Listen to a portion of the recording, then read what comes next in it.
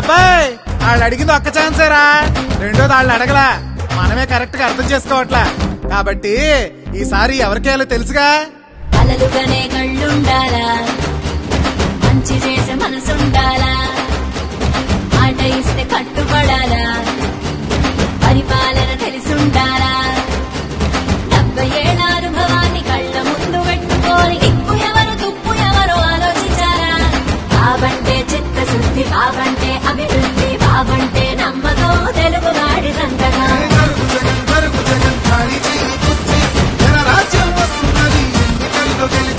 జరుగు జరుగు జరుగు జగన్ ఖాళీ చేయి కుర్చీ, జనరాజ్యం వస్తుందని ఎన్నికల్లో గెలిచి. జరుగు జరుగు జరుగు జగన్ ఖాళీ చేయి కుర్చీ, జనరాజ్యం